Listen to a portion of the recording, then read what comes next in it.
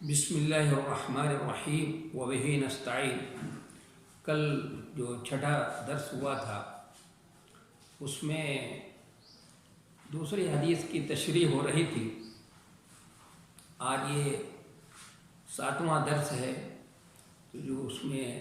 باتیں باقی رہ گئی ہیں، کچھ اس میں وضاحت باقی رہ گئی ہے، اس کی وضاحت کر دینا ضروری سمجھتا ہوں۔ پہلی بات تو یہ ہے کہ جناب نبی کریم صلی اللہ علیہ وسلم سے حارث بن ہشام رضی اللہ تعالیٰ عنہ نے سوال کیا کہ آپ کے پاس وحی کیسی آتی ہے، وحی آنے کی کتنی شکلیں ہیں، کیا قسمیں ہیں، یا وحی جو لے کر آتا ہے فرشتہ اس کی کیا شکل ہوتی ہے۔ آپ نے جواب دیا ہے، جو ان کو جواب مرحمت فرمایا آپ نے، تو آپ نے وحی کی 2 قسمیں بتائیں بس، کہ ایک قسم آپ صلی اللہ علیہ وسلم نے یہ بتایا کہ سلسلۃ الجرس کی شکل میں میرے پاس وحی آتی ہے، اور یہ سب سے زیادہ شاق ہے میرے کے اوپر، اس میں زیادہ کلفت محسوس ہوتی ہے۔ یہ شکل پہلی بتائی آپ نے، اور دوسری شکل یہ بتائی کہ فرشتہ انسان کی شکل میں آتا ہے۔ تو جبکہ ہم کو معلوم ہے، ابھی ہم نے تمہیدی بات کی اس میں گفتگو میں یہ بتایا تھا کہ وحی کی 7 قسمیں تھیں، آپ کے اوپر اس طرح سے وحی آیا کرتی تھی۔ تو اس کا 2 جواب دیا جا سکتا ہے۔ پہلا جواب یہ ہے کہ یہ جو آپ صلی اللہ علیہ وسلم نے 2 بتایا، یہ حصر کے طور پر نہیں ہے، یہ نہیں بتایا کہ بس اسی طرح دو ہی شکل میں میرے پاس 2 ہی کس طرح میرے پاس وحی آتی ہے، یعنی اس کے علاوہ بھی آتی ہے وحی۔ جیسے آپ صلی اللہ علیہ وسلم کی وحی کی قسمیں میں نے تمہید میں بتایا کہ 7 قسمیں ہیں، تو وہ بھی حصر نہیں ہے، یعنی اس کے علاوہ بھی ہو سکتا ہے۔ تو یہاں پر بھی حصر مقصود نہیں ہے، بلکہ آپ یہ بتانا چاہتے ہیں، اسے اپنے مخاطب سے یہ بتانا چاہتے ہیں کہ عام طور پر میرے پاس جو وحی آتی تھی وہ یہ 2 شکلیں تھیں اس کی۔ ویسے تو اور بھی شکلیں ہیں، اس کی اور قسمیں ہیں کہ خواب کی شکل میں، یا الہام کی شکل میں، یا القاء، یا اللہ نے خود شب معراج میں اللہ نے آپ سے روبرو صاف گفتگو بھی کی ہے، اللہ تبارک و تعالیٰ نے کلام بھی ہوا ہے برائے حجاب۔ لیکن یہ 2 شکلیں جو ہیں یہ عام شکلیں ہیں، یعنی عام طور پر وہی آپ صلی اللہ علیہ وسلم کے پاس انہی 2 شکلوں میں آیا کرتی تھی، اس لیے آپ صلی اللہ علیہ وسلم نے جواب میں یہ 2 شکلیں بتا دی ان کو۔ ایک جواب یہ ہے، اور معقول جواب ہے اپنی جگہ پر، اور دوسرا جواب اس کا یہ دیا جا سکتا ہے کہ یہ جو 2 شکلیں آپ نے بتائی ہیں اس کو تھوڑا عام کیا جائے، اور اس کو پھر بیداری اور خواب دونوں شکلوں میں اس کو پھر عام کیا جائے۔ تو پہلی جو شکل ہے سلسلۃ الجرس کی شکل، اس میں ظاہر ہے الہام بھی آ جائے گا، القاء بھی آ جائے گا، خواب اور دوسری شکلیں بھی تب آ جائیں گی۔ اور دوسری جو شکل آپ نے بتائی ہے، دوسری قسم بتائی ہے کہ فرشتہ انسان کی شکل میں آتا ہے، تو اس کو بھی عام کیا جائے، تو فرشتہ جو اپنی اصلی شکل میں آیا وہ بھی ہو جائے گا، حضرت اسرافیل علیہ السلام کی وحی بھی اس کے اندر شامل ہو جائے گی۔ تو اس طرح سے اگر ہم اس کو عام کریں تو اس میں وحی کی جتنی قسمیں ہیں سب اس کے اندر آ جاتی ہیں۔ پھر دوسری ایک بات اور یہاں پر ہے کہ نبی علیہ السلام نے جو آپ نے 2 وحی کی قسمیں بتائی کہ اس طرح سے عام طور پر میرے پاس وحی آتی ہے، تو اس میں آپ نے یہ فرمایا کہ سلسلۃ الجرس والی جو شکل ہوتی ہے، جو قسم ہے، یہ میرے اوپر بہت زیادہ شاق ہوتی ہے۔ تو یہ شاق، اور اس میں میں بہت زیادہ کلفت محسوس کرتا ہوں، اور صحیح معنوں میں آپ صلی اللہ علیہ وسلم کلفت محسوس کرتے تھے، اور ہر بار محسوس کرتے تھے۔ ابھی آگے بات آئے گی، حضرت ام المومنین حضرت عائشہ رضی اللہ تعالیٰ عنہ اپنا مشاہدہ نقل کریں گے، ابھی اسی حدیث میں انہوں نے نقل کیا ہے، تو اس سے پتہ چلے گا کہ آپ صلی اللہ علیہ وسلم اس میں بہت زیادہ کلفت، آپ کا چہرے کا رنگ بدل جاتا، آپ پسینے میں شرابور ہو جاتے تھے، اور چہرے اور اگر کہیں پہ یہ ہوتا تو اس کا کوئی جانور جیسے اپنی اونٹنی پر سوار ہوتے تو وہ اس کا بوجھ اٹھانے سے جو ہے وہ عام جانور نہیں اٹھا سکتا تھا۔ آپ نے فرمایا کہ یہ قصوہ اونٹنی ہے جو اس کا بوجھ اور اس کا وزن جو ہے وہ اٹھا لیتی ہے۔ اور ایک صحابی خود فرماتے ہیں کہ ایک مرتبہ آپ کا سر مبارک میری ران کے اوپر تھا، اور اچانک وحی کا نزول ہونے لگا، تو ایسا محسوس ہوتا تھا کہ میرے ران کی ہڈیاں جو ہیں چور چور ہو جائیں گی۔ تو اس سے زیادہ ہوا یہ بدنی چیز اور یہ کلفت اور یہ شاپ محسوس کر رہے ہیں، آپ کے چہرے کا رنگ بدل جا رہا ہے، پسینے میں شرابور ہو جا رہے ہیں آپ صلی اللہ علیہ وسلم۔ تو اس کے پیچھے فائدہ کیا تھا، اس کے پیچھے مقصد کیا تھا؟ اس کے پیچھے مقصد تھا آپ صلی اللہ علیہ وسلم کو اللہ کا قرب حاصل کرنا، بتانا کہ آپ اللہ سے بہت زیادہ قریب ہو جائیں، اللہ سے اور زیادہ قریب ہو جائیں، اور آپ کا درجہ بلند سے بلند ہو جائے۔ اس لیے اللہ تبارک و تعالیٰ اس شکل میں وحی فرماتا تھا، یعنی براہ راست اللہ کے تکلم کی آواز آتی تھی بغیر کسی واسطے کے بیچ میں، اور یہ کیفیت آپ پر شاق ہوتی تھی تاکہ آپ کا اللہ کے بہت زیادہ قریب ہو جائیں اور آپ کا درجہ اتنا بلند ہو جائے اتنا کہ کسی نبی کا نہیں۔ آپ نے شب معراج میں دیکھا کہ اللہ تبارک و تعالیٰ نبی صلی اللہ علیہ وسلم کو وہاں پر لے گیا جہاں پر کسی کی رسائی نہیں ہو سکتی، حتیٰ کہ جبریل امین نبی وہاں پہنچ کر آگے کہہ دیا کہ میں نہیں جا سکتا، آپ ہی جائیے، جس کو شیخ سعدی رحمۃ اللہ علیہ نے اپنے بوستان کے اندر نقل کیا ہے، وَلَوْ يَكْسَرِ برتر پرم فروغ تجلّہ بسوزت پرم، کہ اگر ایک بال کے برابر بھی آگے میں بڑھوں گا تو اللہ کی تجلی جو ہے مجھے بھسم کر دے گی۔ تو آپ صلی اللہ علیہ وسلم وہاں تک پہنچے، مسلم کی روایت ہے کہ اتنے قریب پہنچ گئے آپ کہ عرش پہ قلم کے چلنے کی آواز جو ہے وہ آتی تھی، اور پھر اللہ تبارک و تعالیٰ سے آپ ہم کلام ہوئے، اور لیکن اللہ کو دیکھا نہیں، حجاب جو اللہ کا نور ہے اس کو دیکھا ہے، لیکن جو اگر کہتا ہے کہ آپ نے اس دنیاوی آنکھ سے اللہ کو دیکھا ہے اس کی بات صحیح نہیں ہے، جیسا کہ حدیثوں میں اس کی وضاحت موجود ہے۔ تو اس قرب کو پیدا کرنے کے لیے یہ قرب، تاکہ آپ کو یہ قرب حاصل ہو جائے اللہ کا، آپ کا درجہ بلند سے بلند تر ہو جائے، اس لیے اللہ تبارک و تعالیٰ نے اس انداز سے آپ صلی اللہ علیہ وسلم کے اوپر وحی بھیجی۔ اس کے بعد حضرت عائشہ صدیقہ رضی اللہ تعالیٰ عنہ نے، ام المومنین حضرت عائشہ صدیقہ رضی اللہ تعالیٰ عنہ نے اپنے مشاہدہ نقل کیا ہے اس حدیث کے اندر کہ سب سردی کے دنوں میں نے دیکھا ہے کہ آپ کے اوپر وحی نازل ہوتی تھی، اور یہ سلسلہ جب ختم ہوتا تھا تو آپ کے پیشانی سے پسینے کی رو جاری ہو جاتی تھی، اس کو فسق سے تشبیہ دے کر، جیسے رگ کاٹ جاتی ہے تو خون جو ہے کتنی تیزی سے نکلتا ہے اس طرح سے پسینہ آپ کی پیشانی سے نکلتا تھا، اور میں نے خود اپنا یہ مشاہدہ کیا ہے، تو اس سے اندازہ لگایا جا سکتا ہے کہ وہی کتنی جو ہے عظمت چیز ہے، اور کتنی کیا قدر و قیمت ہے کہ اس سے آپ کے نبی صلی اللہ علیہ وسلم کے چہرے کا رنگ بدل جا رہا ہے۔ آپ صلی اللہ علیہ وسلم سب سردی میں جو ہے اس میں پسینے کی رو جاری ہو جاتی تھی، جیسا کہ حضرت ام المومنین حضرت عائشہ رضی اللہ تعالیٰ عنہ اپنا مشاہدہ نقل کرتی ہیں۔ اب اس کے بعد بات یہ رہ جاتی ہے کہ اس حدیث کا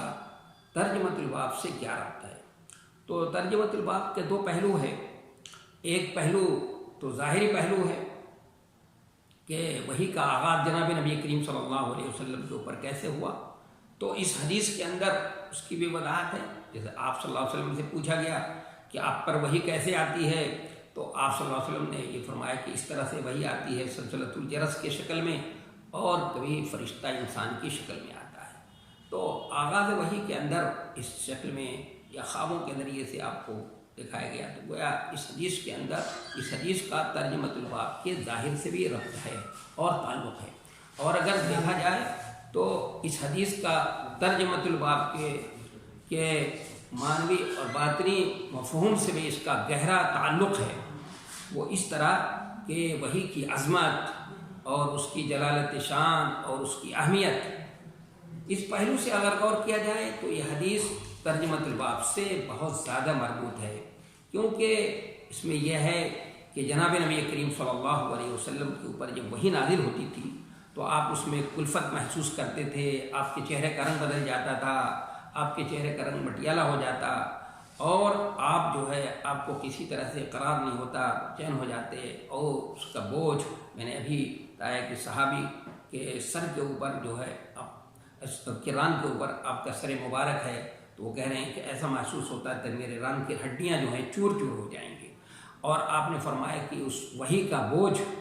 कस्वा उठने के अलावा कोई और दूसरा जो है नहीं वो उठा सकता। तो इससे क्या पता चलता है? इससे ये बात मालूम होती है कि वही बहुत ही अजीम चीज़ है, बहुत ही बरकत और बड़ी कदर व कीमत वाली चीज़ है। इतनी अजीम चीज़ है कि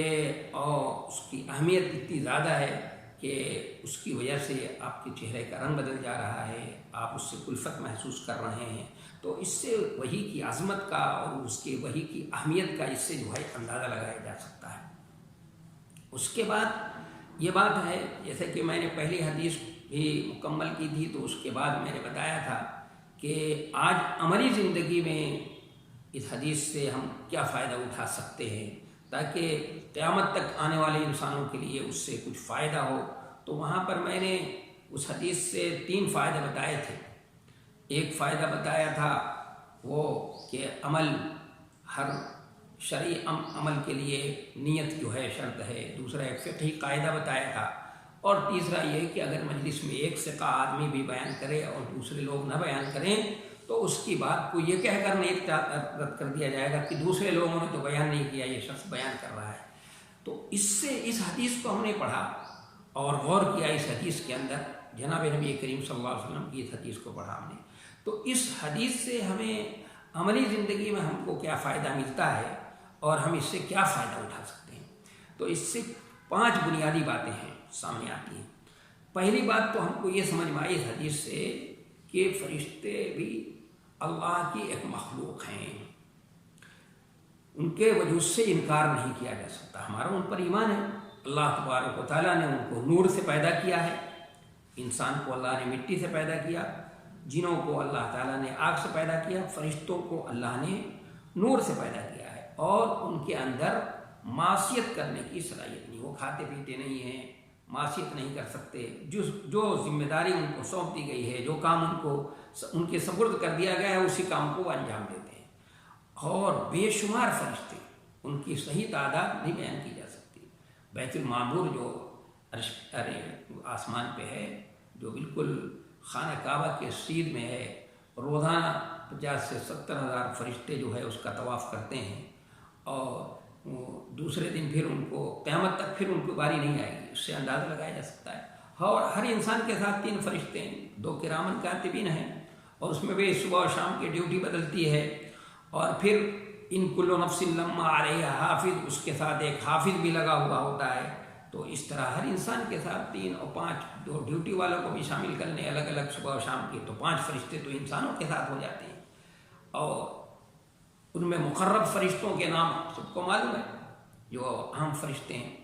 तो सबसे पहली बात तो ये समझ में आई। दूसरी बात इस हदीस से ये समझ में आती है कि फरिश्ते जो हैं तो अल्लाह की मखलूक हैं। अल्लाह ने इनके अंदर ये सलाहियत रखी है कि वो मुख्तलिफ शक्ल इख्तियार कर सकते हैं।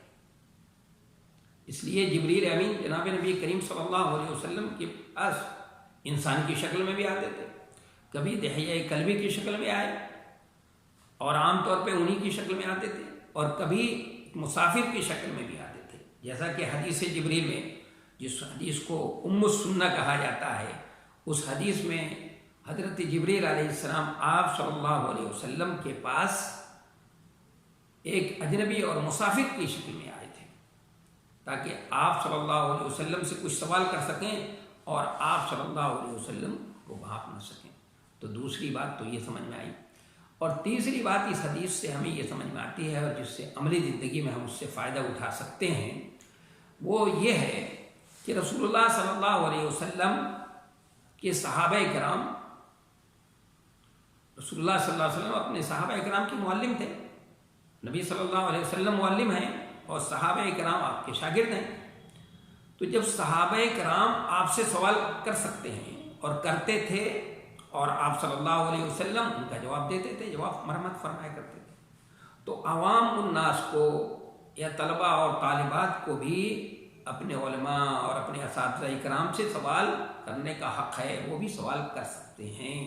और उनको सवाल करना चाहिए। लेकिन हाँ, ये बात, इतनी बात याद रहे कि सवाल के भी कुछ उसूल और ज़ाब्ते हैं, कुछ आदाब हैं कि किस वक्त सवाल किया जाएगा और किस अंदाज का सवाल हो, और जवाब देने वाले, जो जवाब देने वाला है, जिससे सवाल किया जा रहा है, وہ سوال کی اہمیت کو دیکھے گا کہ سوال کس انداز کا ہے، عمل سے متعلق ہے یا نہیں ہے، یا وہ عام سوال ہے تو پھر کس انداز سے جواب دینا چاہیے، اس کی ساری تفصیلات جو ہیں انشاءاللہ جب ہم لوگ کتاب العلم پڑھیں گے تو اس میں امام بخاری رحمۃ اللہ علیہ نے ایک ترجمۃ الباب قائم کیا ہے، باب من سئل علما وهو مشتغل فی کلامہ. اس میں امام بخاری رحمۃ اللہ علیہ نے حدیث کو نقل کر کے اس ترجمۃ الباب کے ضمن میں سوال کرنے کے آداب بھی بتائے ہیں کہ سوال کرنے والے کے لیے کیا ہونا چاہیے، کیا آداب ہیں، اور جس سے سوال کیا جا رہا ہے اس کے آداب کیا ہیں، معلم کے آداب کیا ہیں، اس کی ساری وضاحت امام بخاری رحمۃ اللہ علیہ نے وہاں پر کی ہے. تو انشاءاللہ وہاں پر یہ بات تفصیل سے آ جائے گی. تیسری بات تو یہ سمجھ میں آئی کہ جس طرح نبی صلی اللہ علیہ وسلم صحابہ کرام کے معلم تھے، صحابہ کرام آپ سے سوال کرتے تھے اور جو آپ جواب مرحمت فرمایا کرتے تھے، تو اس طرح آج عام لوگ بھی اور طلباء اور طالبات بھی اپنے استاد سے، اپنے علماء سے کیا کر سکتے ہیں، سوال کر سکتے ہیں اور ان کو کرنا چاہیے. اور چوتھی بات جو اس حدیث سے کو پڑھنے سے ہمیں سمجھ میں آتی ہے وہ یہ کہ نزول وحی کے وقت آپ صلی اللہ علیہ وسلم پہ شدت طاری ہو جاتی تھی. آپ صلی اللہ علیہ وسلم اس کے نزول کے وقت کلفت محسوس کرتے تھے. اور آتا ہے روایتوں میں، ابھی آگے روایت آئے گی کہ اکثر و بیشتر آپ صلی اللہ علیہ وسلم کلفت محسوس کرتے تھے. اور یہ بات نہیں ہے کہ ایک مرتبہ کلفت محسوس کی اور پھر اس کے بعد آپ کچھ دنوں کے بعد عادی ہو گئے. نہیں، جب بھی آپ کے پاس وحی کا نزول ہوتا تھا تو آپ صلی اللہ علیہ وسلم شدت اور کلفت محسوس کرتے تھے. دیکھیے جتنے انبیاء کرام آئے ہیں سب کے اوپر وحی کا نزول، کسی پہ 10 مرتبہ، کسی پہ 50 مرتبہ، کسی کے اوپر 80 مرتبہ وحی کا نزول ہوا ہے. لیکن جناب نبی کریم صلی اللہ علیہ وسلم کو یہ خصوصیت حاصل ہے کہ آپ صلی اللہ علیہ وسلم پر 24,000 مرتبہ وحی کا نزول ہوا ہے. 24,000 مرتبہ جبریل امین آپ صلی اللہ علیہ وسلم کے پاس آئے ہیں. اور جب بھی اس طرح سے آتے تھے سلسلۃ الجرس کی شکل میں وحی کا نزول ہوتا تھا تو آپ صلی اللہ علیہ وسلم وہی اس پہ کلفت محسوس کرتے تھے، کیونکہ یہ قول ثقیل ہے. انا سنلقی علیک قولا ثقیلا، تو یہ قول ثقیل کی وجہ سے آپ صلی اللہ علیہ وسلم اس پہ کلفت محسوس کرتے تھے. یہ مطلب نہیں کہ 1-2 مرتبہ نزول ہوا اور اس کے بعد آپ صلی اللہ علیہ وسلم عادی ہو گئے. اس سے اس کی اہمیت کا اور اس کی جلالت شان کا، اس کی قدر و قیمت کا بھی پتہ چلتا ہے. تو چوتھی بات تو یہ وحی سے، یہ حدیث سے ہمیں سمجھ میں آتی ہے جو عملی زندگی میں ہم اس سے فائدہ اٹھا سکتے ہیں. اور پانچویں بات یہ کہ نبی صلی اللہ علیہ وسلم پر وحی کے نزول کی جو ہے مختلف شکلیں ہوتی تھیں، مختلف قسمیں ہوا کرتی تھیں. اس میں جناب نبی کریم صلی اللہ علیہ وسلم نے اس حدیث میں 2 شکلوں کا تذکرہ کیا ہے، 2 قسموں کا تذکرہ کیا ہے. ان 2 قسموں کا تذکرہ کیا ہے جو عام طور پر آپ صلی اللہ علیہ وسلم کے اوپر وحی کا نزول ہوا کرتا تھا. تو یہ جناب نبی کریم صلی اللہ علیہ وسلم کی ایک حدیث ہے جس کو امام بخاری رحمۃ اللہ علیہ نے امام مالک رحمۃ اللہ علیہ کے طریق سے نقل کیا ہے. اور اس میں یہ بتایا ہے کہ جناب نبی کریم صلی اللہ علیہ وسلم سے صحابہ کرام جو ہے، ایک صحابی نے، حارث ابن ہشام نے سوال کیا ہے تو آپ صلی اللہ علیہ وسلم نے وہ ان کا جواب مرحمت فرمایا ہے. اور اس جواب کی وضاحت میں نے کر دی، اس میں جو اشکال ہوتا تھا اس کی بھی وضاحت کر دی. تو ہم لوگوں کو بھی کیا کرنا چاہیے، سوال کرنا چاہیے. اور آپ صلی اللہ علیہ وسلم سے صحابہ کرام سوال نہیں کرتے تھے تو آپ خود بھی سوال کرتے تھے ان سے آپ صلی اللہ علیہ وسلم پوچھتے تھے. اس لیے کہ سوال و جواب جو ہے، اور اچھا سوال تو نصف العلم کہا جاتا ہے، تو اچھا سوال تو نصف العلم ہے. اس لیے ہمیں کیا کرنا چاہیے، سوال کرتے رہنا چاہیے اور اچھا سوال کرنا چاہیے اور علمی سوال کرنا چاہیے. اس سے جو ہے وہ علم میں اضافہ ہوتا ہے، معلومات میں اضافہ ہوتا ہے، بات بھی واضح ہو جاتی ہے اور سوال جواب کے انداز میں جو بات ہوتی ہے وہ زیادہ اچھی ہوتی ہے، مؤثر ہوتی ہے. وما توفیق الا باللہ. السلام علیکم ورحمۃ اللہ وبرکاتہ. انشاءاللہ آئندہ وہ تیسری حدیث ہے اس کا درس ہوگا.